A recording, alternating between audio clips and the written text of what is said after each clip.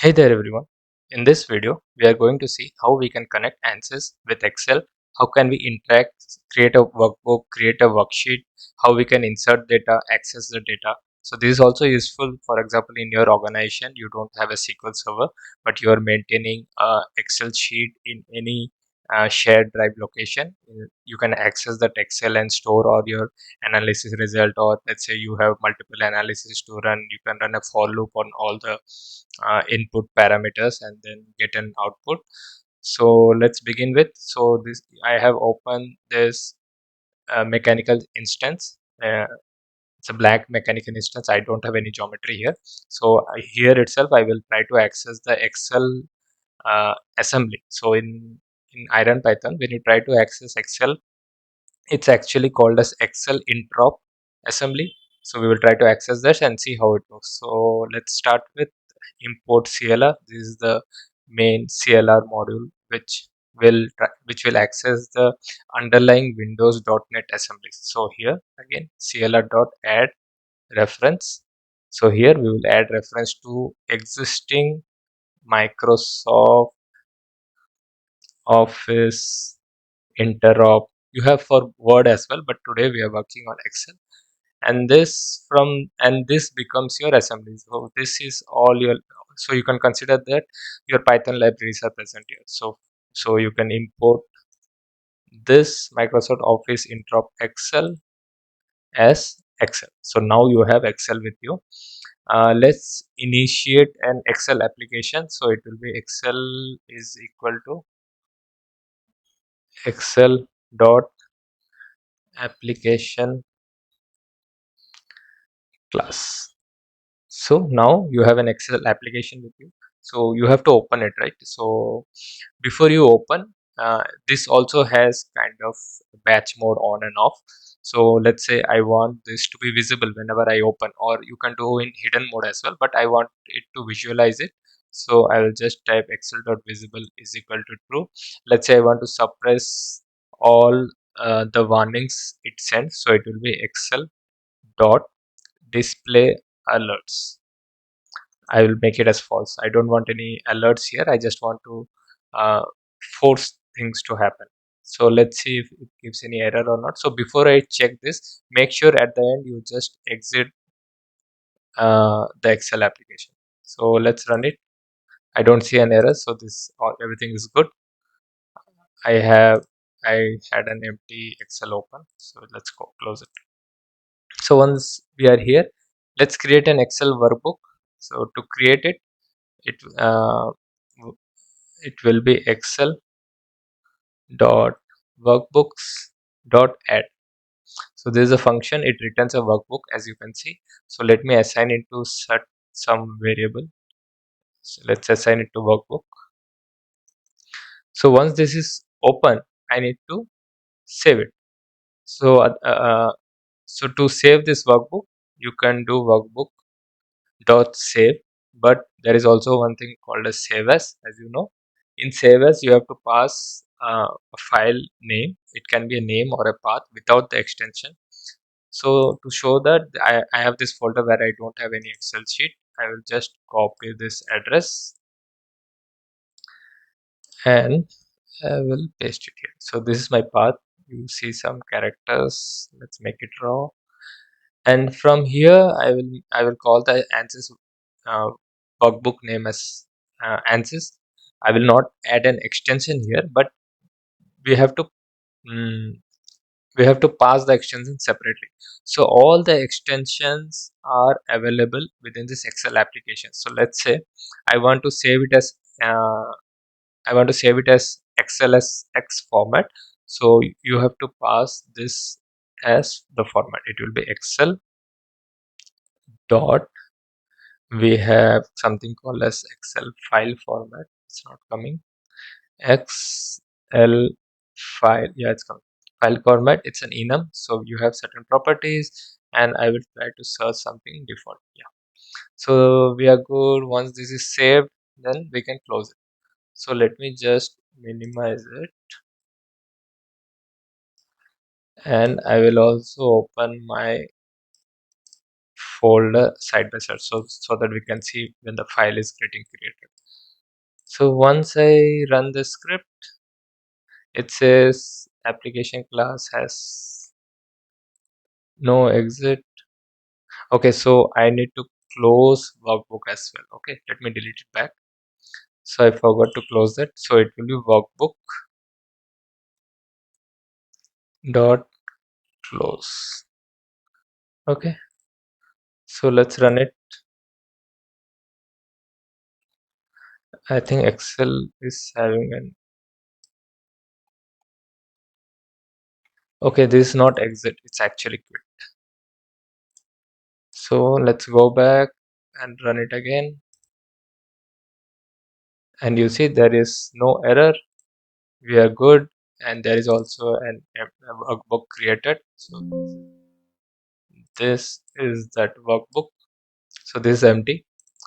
So what you can do is you can create a function and put it like you can give the name of the function as create new workbook, and you can pass the name of the file.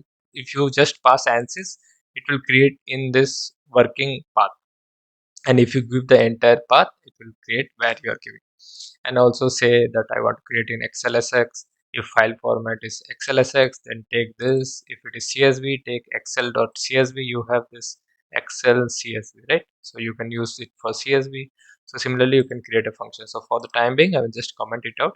All these functions will be available in my repo. You can use it. Then now we need to open this workbook, right? So to open this workbook, we can again access this Excel class. So it will be Excel dot workbooks dot open, and you just have to give the path here. So I will just right click and copy the path.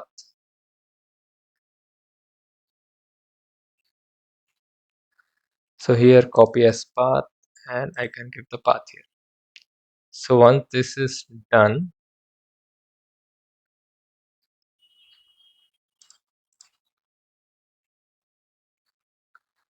I have some extra commas. Let me get rid of that. Okay, so we are good now. So what will happen is this will open the workbook. Again, you need to assign this into some variable, right? So I will just assign this. So now you have the workbook with you. Once you are inside the workbook, you need to access the worksheet. So it will be worksheet. I mean, I want to assign that worksheet object into certain variable. So it will be workbook dot worksheets, and then you have to pass the sheet name. So there are a couple of things that you can do. Excel index starts with 1. It's not like Python where it starts with 0. So you can pass 1. 1 will be the first worksheet, or you can pass the sheet name as well. So sheet 1. I already know that I have a default worksheet whose sheet name will be sheet 1. So that also you can use. Now once you access this worksheet, let's run this and see if any failure comes or not. So I don't see any failure. It opened, it got closed, so it is working fine. Now under this worksheet, so I will just explain you these things. In Excel, when you open a blank Excel, it's not like Python or Pandas data frame where you can access it using some column names. So you have a used range here. For example, let's say you have some value here, ID, name, and it will be 11a AA. So here the used range will be A2 B2. Okay,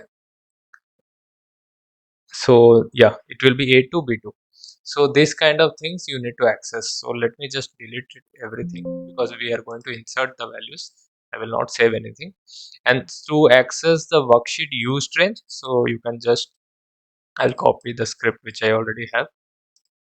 So these are the three things which is very useful. For example, worksheet range. So it will give you how many rows you have, how many columns you have. So to access that,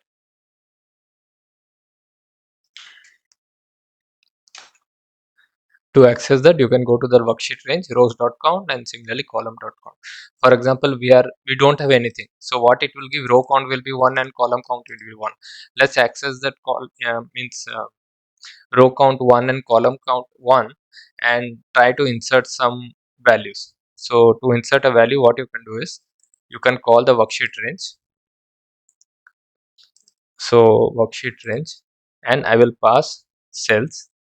So as you know, I have, by default it will be 1 comma 1, so I have one rows and one column, so that's the first starting place. And then I will just assign a value, let's say test. I will run it. No error. It got closed as well. Let's open it and see. Did you notice that I was not actually saving it? So it should be workbook dot save. So I already have a name, so I don't have to use save as. Now if I run, it did not give any error, and if I open it, I can see the value. Now what if I want to print it? So here it will be, you just have to delete it and dot value 2. So I will just print this, whatever it returns, right? So if I run it once again, you did not get any error, and you saw you have a test value. So how do you access, I mean, let's say I want to let's say I have this ID and name here, ID and name, and I want to access all the rows that are under this column. So what you can do is, first you can get the header. From that header you can find the index where your column name is there. For example, my column number will be 1 2. So whenever my column uh, first row values has a, I mean, I will loop through all the column numbers, so wherever it is name, capture the index for me. And once I do that, then for the same column index, give me all the row numbers. So in those kind of situations, though, I mean, with that conditional clause, you can create that if loop. You can also convert the worksheet range or the worksheet used range into a table. For example, I already have this in my Ansys Excel sheet, ID and name, and I have around 5 rows. Let's convert it into a table. So to add it to a table, we will be using worksheet objects. So it's actually worksheet ranged objects. So let me paste it here. So here you can see worksheet list object. This will give all the list objects. Even for accessing this table, you will need this list objects. Right now I am adding a list object. So if you remember, whenever you go to Excel, you select this data, and then you go to insert, click on table, and then you pass this range, and also you say whether your table has header or not. So same way we will be using it here. So here what you are telling is, what you're trying to create, it's actually a table. For table in interop, it's the source type is Excel source range. So this is the enum, which is Excel list object source type, and field is Excel source range. And from here, source is this Excel worksheet used range, the one which you selected. And then whether your table or the object has header or not, you say yes. Yes is not a boolean here, instead it's an enum field. So enum is Excel yes no guess, and field is Excel, so it is under Excel class. And then once this is created, in the same line I am also doing dot name is equal to Ansys table.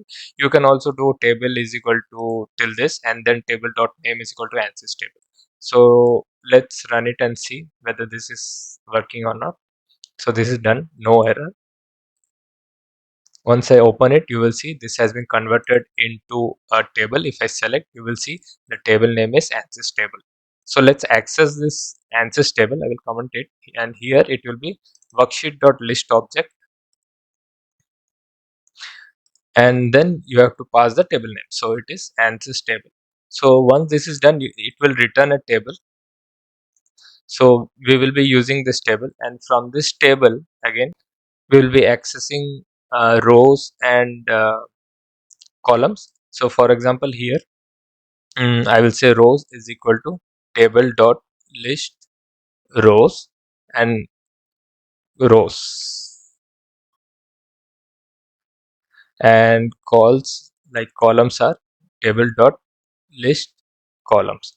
So here I already have a row column, so I will just type row call, not row call, I mean I have ID and name, right? So I will write ID call is equal to calls of index ID. So this will be useful to access using the names, and then I will loop through all these rows. So it will be for row in rows, and then here I will print the values. So for example, here I want to print all the rows for column ID alone. So it will be row. From this row I will select the range. So range is this ID column. So ID column is actually a column object. For this you need to pass the index. You can also pass 1, so it's not a problem, and then you have to pass value 2. So this is 2D value, so we need to pass value 2. Once you do that, and if it is, let's print and see. So it did not return anything. Okay, so this is not list rows, this is list rows. So once I run it, and hopefully it did not complete, let's rerun once again. So this is done. Actually my this activation is giving error, that's why. So but this value is correct. So you see this id is coming from this print statement. You can ignore it, but right now we are just printing id. So here also you can do some kind of filters, like if it is 33, get the index of it. From that index, get the second column. That kind of for loop also into this. Interrupt is bit hectic. I will show you how to use OLEDB driver, in which you can directly run SQL like commands into Excel. So that is very easy. You can do select star from sheet 1, insert into sheet 1, update sheet 1. Those things you can do. I will show it in next video. I think that's all for this video. If you enjoyed this video, please hit a like and please subscribe to my channel.